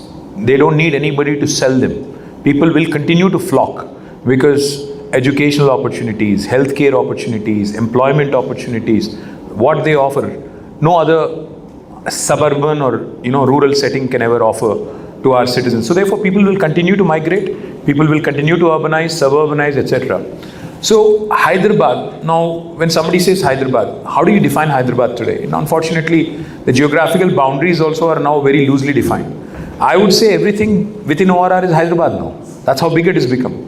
But how do you then solve the problem of this urbanization? How do you ensure that the infrastructure doesn't crumble and become a nightmare, right? The only solution I can think of is better public transport. One, of course, metro, better connectivity, better road, better metro rail, better bus, rapid transport systems. But most importantly, I do not for a minute, for a second, believe that the day is not far when India will have rapid rail transit systems where my friend here is from Adilabad, all the way 300 kilometers? 320. 320 kilometers is where Adilabad is. The day is not far, my friend, when I can hop into a train in Hyderabad, I can get down in Adilabad within 1.5 hours. Now that is the day this problem will be addressed. The day is not far when I'm getting into a train in Hyderabad, getting in Vijayawada within 1 hour. That will happen over the course of next 10 years. State governments, union governments, private sector will have to invest in rapid rail systems. Only then, it does not matter where you live, where you work. It becomes a toss-up between cost versus quality of living. So then what happens is I can continue to live in Adilabad in my 600 square yard villa, come to Hyderabad, because anyway I'm stuck in Hyderabad for 1 hour in the traffic. So I might as well spend that time productively in my train, get my work done, get my job done, because I used to live in New Jersey and commute to New York. Same is the story here. So eventually the day is not far. In 10 to 15 years max, you will have rapid rails running through the country, and this problem of one city being overburdened will go away, but you'll have to wait for me to come back to power to make that happen. Hello sir, good evening. We welcome you here. It's been a nice evening and thank you for keeping the session jovial and interactive. So I'm from a manufacturing background. So just I have a quick question. For an entrepreneur, so close to 40 to 50% of a project budget, it actually goes into land procurement, building, and the non-productive capital, right? Power and everything. And 25% of our time in the first year, it actually goes into dealing with various governments and departments. So for an SME or MSME, and you want to attract manufacturing companies, this is the biggest barrier. So what is your take on having a plug and play for a manufacturing kind of companies? That's exactly what we try to create by way of Hyderabad Pharma City, by way of Kakatiya Mega Textile Park. If you look at our Sultanpur Medical Devices Park, See, the government has to be the enabler, the government has to create all the infrastructure. And then if we bring in a private party to basically create industrial workhouses, industrial sheds, industrial warehouses, where you can just come in and plug and play. I've created this in Sirsila, in case you want to see. Entire apparel park has been built. I now have Gokuldas, I now have Green Needle, who are manufacturing in Sirsila, and who are exporting to America, United States of America. So I think the ideal situation is when government can take up that 75% of the hassle, what you just mentioned, of having to deal with numerous parties, of having to procure land, etc. Government has to take away that, headache from you and give you the land on a platter. That's the one thing. The second thing I'll also tell you, I think private sector as well has to start investing more in these kind of, plug and play facilities. Sri City in Andhra is a great example. Sri City was a private initiative. I think it was a private sector driven initiative, which has done tremendously well for the state of Andhra Pradesh. So I think both government and private sector need to work hand in hand, and government has to incentivize any private sector player who's wanting to create such large scale facilities. That's the only solution, my friend. If you have to compete on scale, and if economies of scale have to be brought in, that is the only way we are going to be able to compete with large manufacturing countries like China and others. Cheers. So by the way, our unit is located in Sultanpur. Fantastic. So it's a very, the infrastructure is good. But I was kind of hoping the plug and play means we just go with the mission and start running. I know. Yes, agreed. Thank you, Anand. Cheers. Yeah. Hey, Sure. Yes, my doubts. So now, I may be Any serious question I may be wrong, but it's a generic observation to see that the civic sense of the city is slowly going down. Wrongly parked cars, drunk people here and there, road rages, street sales. Are you talking about New York? Or? Are you talking about New York? No, Guru, కాదు గురు నువ్వు ఎక్కడన్నా పో ప్రపంచంలో civic sense varying డిగ్రీస్లో ఉంటుంది. Sorry, Hindi. Civic sense is a relative subject. It's a relative comfort also. So you will see homeless people on the streets of San Francisco. You will see people begging on the streets of New York in subways. You will see people begging and stealing in London. I'm saying it's all relative. Hyderabad, India, of course, I completely agree. We drive on the wrong side of the road. There are no footpaths. There are plenty of things that are wrong. But don't live in this make-believe world that the rest of the world is all hunky-dory and we are the only idiots in the world. We are bigger idiots. They are lesser idiots. That's all the differences. Yes. No, I of course agree with you that what I'm stating right now is... And I'm going to be trolled for this tomorrow, for calling our people bigger idiots. But sorry. So, two-part question. So, can the government consider empowering the citizens to report the problems which encompasses or corresponds to a mandatory response from the government? So, at least a part fix or a fix is applied. Now, the second part, which is more like a baby solution to a mega problem, like road truck movement in our city, unlike foreign countries, is very low. So isn't this like a good solution to a major problem like misdriving or parking in the wrong spot? It's like a very easy solution. So is there a way we as citizens can just ask the government to do this? I think you probably answered your question partly. See, there are things we tried, honestly. When I was municipal minister and this parking problem was an issue, so I put out a new policy. I took out a new initiative. I said, anybody who has a vacant plot within GHMC, we are going to certify, we are going to give you a license. Instead of your plot sitting vacant, you can start earning money. You can basically use it as a parking space. And then you can basically, it's licensed by GHMC, so you'll get paid and you'll make money. I said, please come forward and then we'll sign together and we'll make a big splash and make sure that it's a win-win situation. Guess how many people showed up? 0. I said to my team, why people don't want to do this? Somebody said they don't trust government, sir, with their plots. Fact is, in our country, government is looked at as an entity which is apart from us. We don't feel that government is us. We elected them. We feel like they're an animal which is different from us, where they're very, untrustworthy, we can't trust them, that sort of a thing. But fact is, if people actually work with government, irrespective of who's running it, things will be better. But governments also have to be responsive. Like you said, if I send a suggestion, if I receive a response, it's a great feeling. Okay, my government is listening to me. So one of the things I did, brother, when I was minister, I saw this very interesting thing. See, people need to feel that my tax money is being paid, put to good use. So I used to see this banners, posters in the US, your tax dollars at work, when you go through various parts of the US. So when I came back and I became the MNUD minister, I instituted something very similar, your tax rupees at work, putting up hoardings wherever you have flyovers or metro work happening, putting up those banners saying your tax rupees at work. These are the taxes you pay, things are happening. So when this trust starts building, the trust deficit starts eroding, that's when things start happening. And unfortunately, your question about civic sense is a great one, but Japanese, for example, they the people in this room are already damaged goods, if you ask me. We're all adults, we're damaged. We are beyond repair.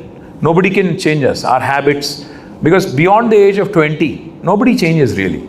So you have to catch them young. You have to catch kids in primary school, upper primary school, institute a sense of discipline in them, tell them this is the way civilized societies behave. This is how civilized countries work. This is how civilized people, live with each other. Unless that happens, India is going to be the way it is. Unfortunately, I'm not going to give you a sugar-coated answer. We have a long way to go before we get to that stage. Cheers. Thanks, Karthik. I don't know what is there to cheer about, but cheers.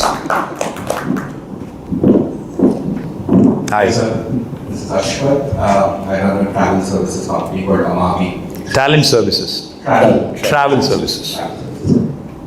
So being in the business for about a decade now, and I see many of our Indians traveling abroad.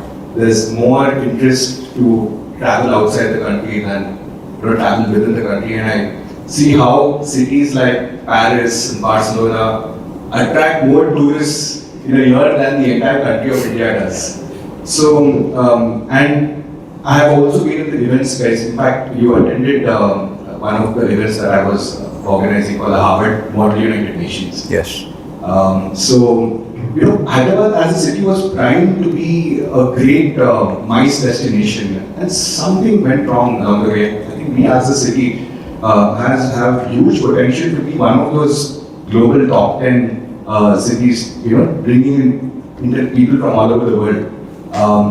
And I don't want us to compare to the rest of India, like you rightly said, there are 28 different prisons. So what can we do to get there?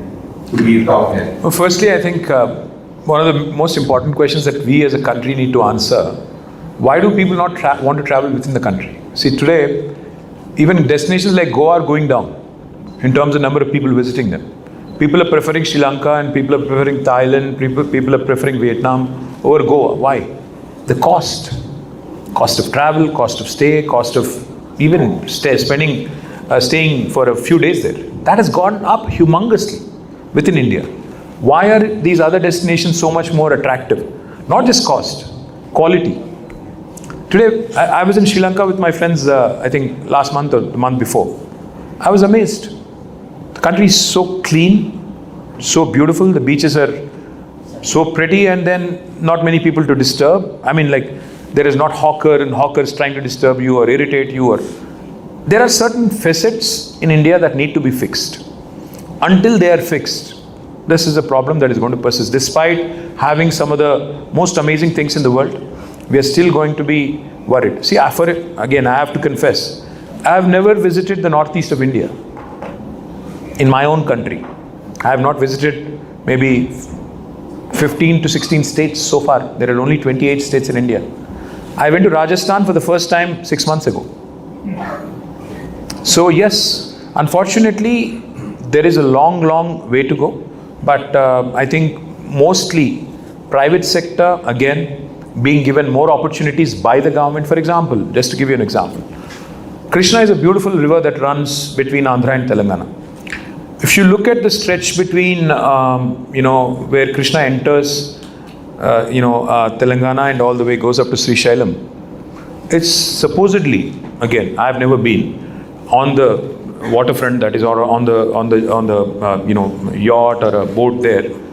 Some of my friends who've been there told me it's as good as the Amazon, river yachts, etc.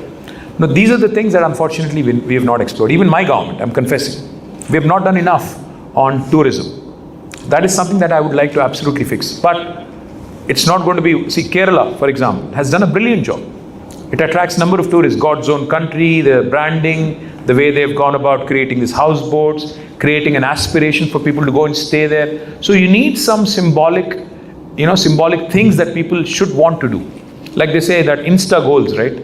Insta-worthy photographs, Insta-worthy, reels, all these things. You have to create that aspiration. Unfortunately, our governments, our private sector, none of us are doing a good job in terms of promoting it. Marketing the issue, like you Absolutely. example of Kerala. Absolutely. Marketing is the issue. And governments understanding that these are great employment creators, employment generators is also another issue. I think these are the two things. Long way to go again, not easy. Thank you. Sidhu, can we have your question, please? Good evening, sir. This Hi. is Sindhu. I run an overseas education consulting company. But my question is... When did Sidhu Jonnalagadda become like this? I'm kidding. Bad joke. This was the kind of bad joke I told you about. We as taxpayers, we are paying taxes, businesses are paying taxes, but we see that... What kind of business do you run, ma'am? I run a construction company as well as I'm into overseas education consulting. Okay. So we pay taxes and the government invests the taxes in welfares and investments. And lately we've been seeing that most of the money is going to welfares, and also there's a lot of debt burden on the government. Although leaders like you want to execute, but they require money in the future to execute it. How do we break this cycle in Telangana? And I wonder, and I really worry for my kids as well, that what happens to them, because they pay taxes, and what happens? How do we break this cycle? Sindhu, firstly, thank you. Great question. This will require a bit of detailed answering. Give me the opportunity, because it's a very, very good question. A lot of you guys, in your mind, you're thinking, I'm paying all the taxes, then there is somebody else who's enjoying the freebies. I've heard this enough times from my friends as well. So let me answer this question. Like I was telling you a few minutes ago, India's per capita income is $2,777. Just as a comparison, the United States is at almost $90,000, almost 30 times bigger than us. So when people make comparisons, saying these freebies are bad, etc., I would tell you two things. One, we are a country of almost 150 crore people, where in our state, Telangana, 90% of the people, according to government, are below the poverty line, because we issue white ration cards, cards which are basically denoting that you are below the poverty line. So therefore, where do you draw the line and say, okay, how do I balance between a welfare and development, right? Two parts to the answer, Sindhu. One, from a very early stage, all of us in the society are made to believe that taking a loan is bad. Debt free is good. Debt undagudu. Appunte, appu chesi pappu kudu tinagudu. I'll tell you one thing though. Show me one person in this room, one single person who does not have a debt. Anyone? Nigleda? Itla ante doubt vachindi. Anybody? Somebody raise their hand there. What do you do, sir? You are an exception. I'll come to you. So there is one guy. No, you also? Good. So there are two people in this room. I was thinking there would be none. But Sindhu, the point is, how much debt is good? That's what needs to be defined. You will not believe me, but go back and do your homework. Talk to ChatGPT, Grok, whatever you use, Gemini, whatever. Debt is always calculated against your GSDP or GDP or your company's ultimate, turnover, right? So as a measure against GDP, India's debt today is at 58 or 59%. Last time I looked up. United States is at 200%. Japan is at again 200%. France is about 120 odd percent. Some of the largest economies in the world, even though they are not growing as fast as India is, their debt rate is quite high. Does that mean it's bad? Does that mean it's a bad debt? Does that mean it's terrible? What's happening? Compared to that, again, drawing back to Telangana, our debt to GSDP ratio is currently, I think, around 28, 29. Compared to India as well, we are half, less than half in fact. So the point, Sindhu, is this concern, this overt fear psychosis that is created that we are in a debt trap, how do we come out of this? It's absolute nonsense for a growing economy.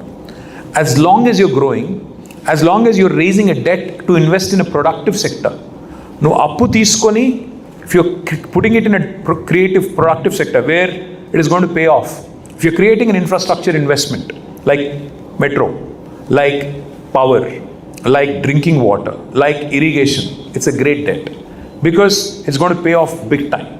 But if you're going to take a debt and dump it for a loan waiver or for something that is going to be revenue expenditure, then it's bad debt.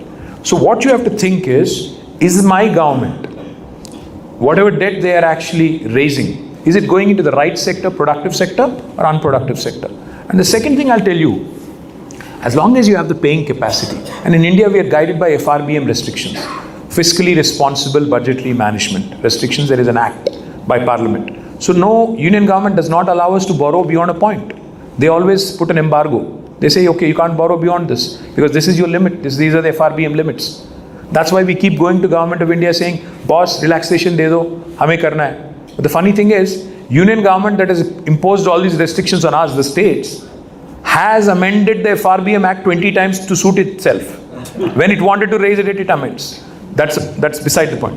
The second thing I'll tell you, in a country like India, why did KCR Garu give a 2,000 rupee pension? Why did he jack it up from 200 to 2,000? What was the need? Why are we giving money for marriages of poor young girls? The way you have to think, Sindhu, is in a country like India, if you do not take care of the basics, where the per capita is $2,777, if you do not take care of the basic needs of an absolutely underprivileged guy, he is going to end up becoming a restless citizen. Restlessness will lead to lawlessness, and it's going to be detrimental to the entire country, entire nation. So as a measure of social cohesiveness, as a measure to bring social cohesiveness, as a measure to control this social unrest, governments will have to continue to indulge in making sure that the lowest strata in terms of the food chain is catered to, is addressed.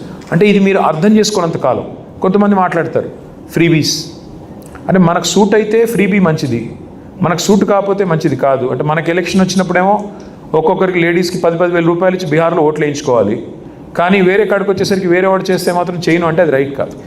నేనేమంటానంటే we keep making these oversimplified comparisons and start saying but ఇక్కడ లేదు కదా, ఇక్కడ లేదు కదా. యూఎస్లో కూడా affirmative action ఉంది. US also has affirmative action. US also offers lot of such SOPs for black run businesses, for minority run businesses, etc., etc. These are things we have to do to bring in a social equity, social parity. But other than that, I'll simply say don't be worried about debt for your children or for yourself, because as long as the state economy is growing, as long as we continue to invest in the right sectors, as long as we are moving in the right direction, debt is not an issue that can't be addressed by governments. And last thing I'll say on this, individual debt, ఒక ఇండివిజువల్కి ఉండే డెట్కి government డెట్కి చాలా తేడా ఉంటుంది. Governments are sovereign entities, they are not individuals. See for example we compare, ఒక్కొక్క నెత్తి మీద ఇంత అప్పు ఉందని మాట్లాడతాం. ఫ్యాక్ట్ ఏంటంటే నేనున్నాను, I'm a family head. If something happens to me, the debt burden will go to my children and my wife.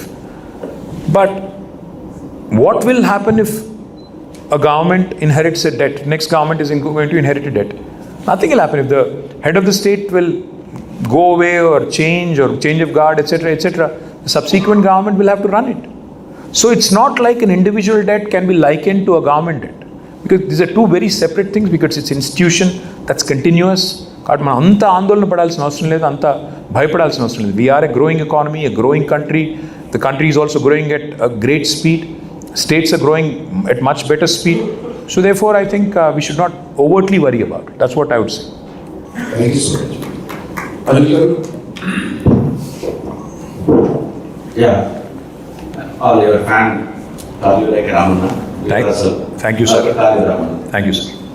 I'm Anil Kumar, chairman of KTC projects. I'm one of the part of your small part of your lot of Telangana by building that we have the works and the projects. Yes, sir. Thank you, sir. The country is progressing towards Viksit Bharat 2047. Say, what will be the big action plan after you become the chief minister of Viksit Bharat? What's the mind? See, I'll tell you what. I don't believe in changing my goalposts. అంటే ఈ మాట అంటే నన్ను మళ్ళీ మీరు upset అయిపోండి. Prime Minister promised several things for 2022. అవి ఏవి అవ్వలేదు. 5 trillion economy అన్నారు, అవ్వలేదు. 2022 apparently farmers' income was supposed to be doubled. Did not happen.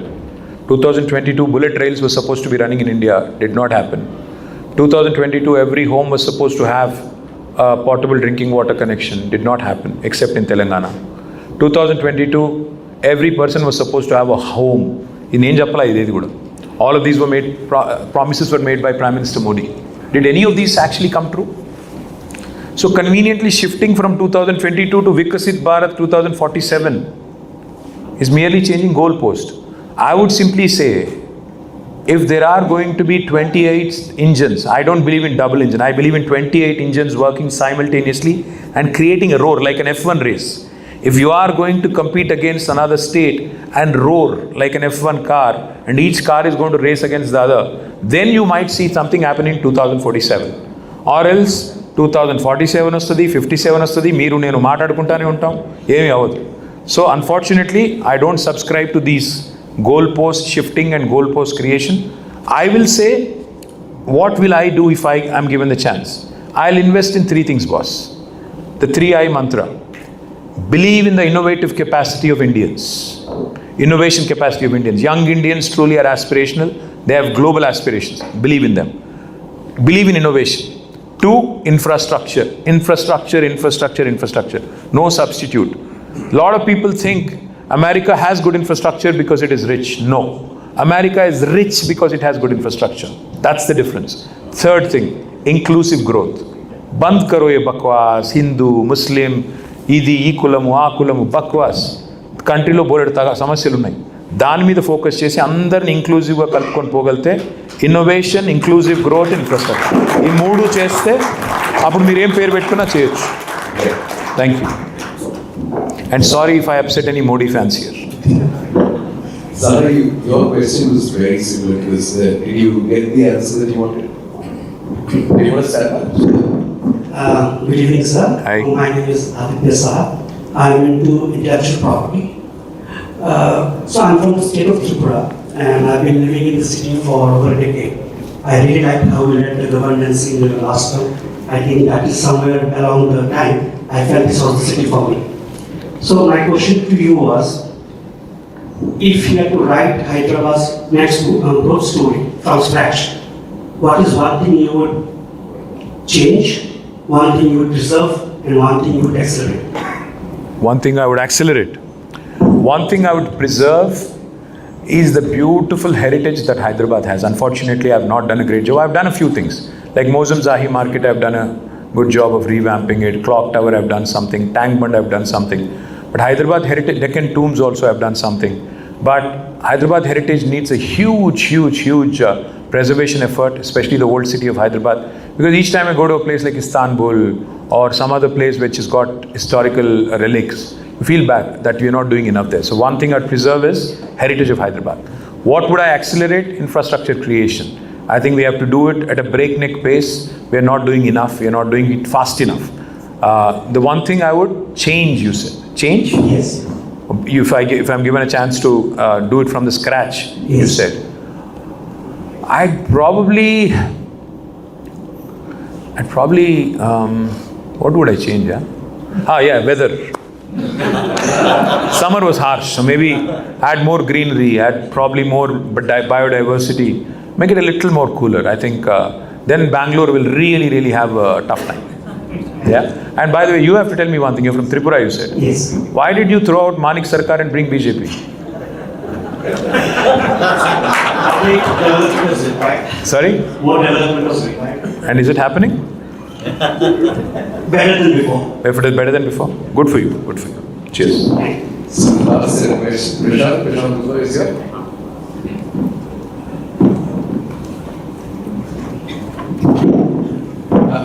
Hello sir. First of all, I am a youth of KTR Garu. I really like TRS party, I voted for you guys. And I really like you as a politician too.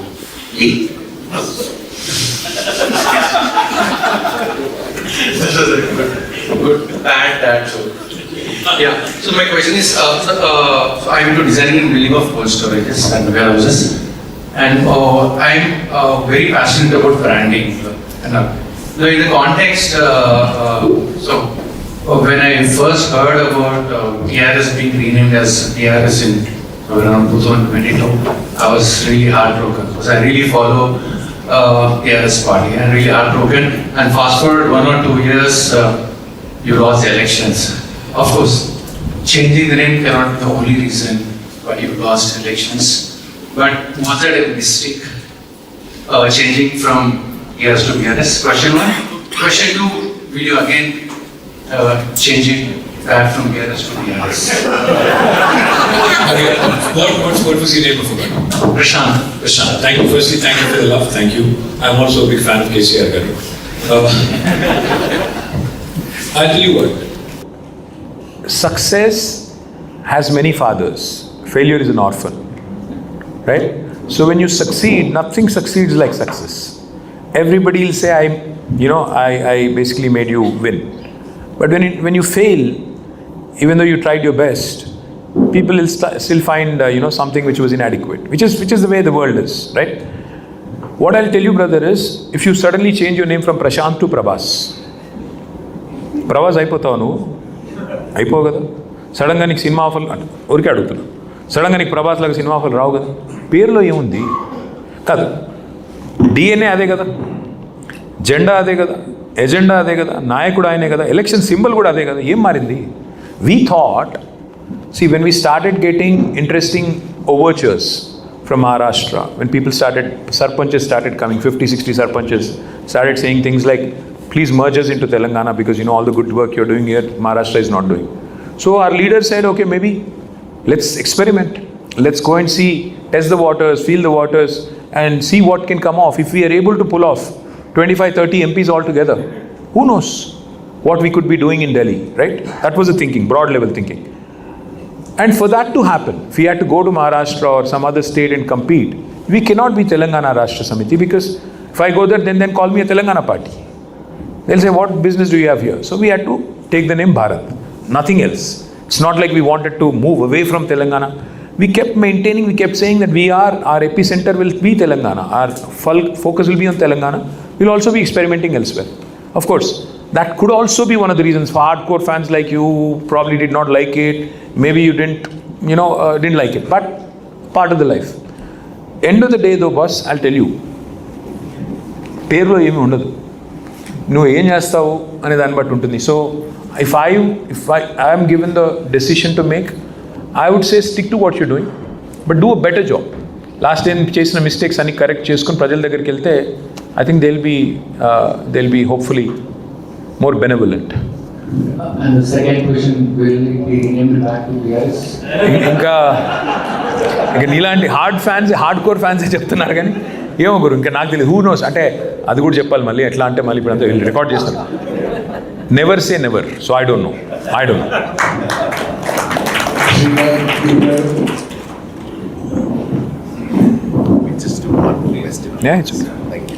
Good evening, KTR. My name is Srikanth from CC Vizag. My question is regarding leadership and decision making. A common challenge that business leaders and political leaders share is knowing when to hold the line and when to pivot. So, how do you, in your experience, how do you distinguish between conviction and stubbornness when making a high-stakes decision? Conviction and stubbornness. Can you open this for me, please? Line is very thin, Shrikant. A great question, actually, because a lot of times achievers tend to be stubborn because they are achievers. They're successful in what they do. So they believe that what they are doing is right and that the path they've chosen is right. But only time will tell if it is right or wrong. That's how it works, right? That's how life works. So you have to be stubborn to be successful a lot of times. But you also have to be pragmatic at times to be able to see the difference between being stubborn and being a bit flexible. So therefore, I'd say all of us are going to make mistakes. Like, if you've read that beautiful quote of Michael Jordan, he says, I've missed more shots than I've ever made. That's going to be, if that's coming from the most successful basketball star ever, the GOAT, rest of us mortals, ordinary beings, I think we are going to make a lot more mistakes than, a GOAT, right? So I would say mistakes are going to be happening irrespective of what kind of leadership, you choose. Goal is to be minimizing it. Enta takwa tapul chese enta takku porapatu chese anta manchidi. So I would say it's a tough act, easier said than done, but follow your gut. End of the day, follow your gut. Don't hesitate, just follow your gut. Intuition, I think it already knows what is right. Cheers. KTR Garu, it was a pleasure listening to you, and the way you fielded the questions was amazing. It was like seeing a stylish batsman in full flow. Vaibhav Suryavanshi. I'm kidding, I'm 50. Can't compare myself to a 15-year-old kid, no. Yeah. Do you think BJP is winning elections by manipulating the EVMs? I heard it as manipulating Indians, right? EVMs. Oh, I thought you said manipulating Indians. They're definitely winning by manipulating Indians, that's for sure. Now, EVMs, are they hackable? Of course, yes, they are. Any machine is hackable. Are they hacking it? I don't know. If I talk like somebody who's just trying to make a point because he's a sore loser, then I'm going to sound like an idiot. Fact is, there are doubts. A lot of countries have gone away from EVMs, sir. What's your name, sir? I forgot. Ahmed. Ahmed bhai, people, a lot of countries, if you look at Germany, the UK, US, have moved away from EVMs. There is no reason why India should also not consider that. Probably we should. Are they, being hacked? I don't have conclusive evidence. So if I say something, tomorrow Supreme Court, Election Commission of India, Modi ji, EDG, CBIG, ITG will all come behind me. You know it, I know it.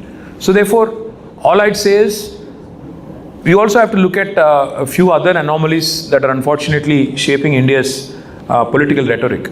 One of the biggest concerns for me, Ahmed, I have 2 young children. Am I comfortable, for them to be residing in India in the future with things like what we see happening all around us? I'm not very comfortable with that thought, honestly. I'm being absolutely candid. Where that bigotry in the name of religion is going to one extreme. Because I was raised in India. In my school, when I was in school, the gentleman or the guy, the kid seated next to me, I did not have to know what his religion was, or which place he hailed from, or what he's wearing, what he's eating. I didn't care. He was my friend. That's all mattered, whether we liked each other. But in today's India, unfortunately, caste, religion, everything has become a focal point. And that is something that really bothers me. Because this country has shitload of problems. But what are we obsessing about? Which God to worship? Whose God is greatest? What kind of silly competition is this? अगर मैं बोलूँगा अहमद भाई आपसे कि मेरी माँ great है कि आपकी माँ ग्रेट है, ये कैसा मुकाबला है?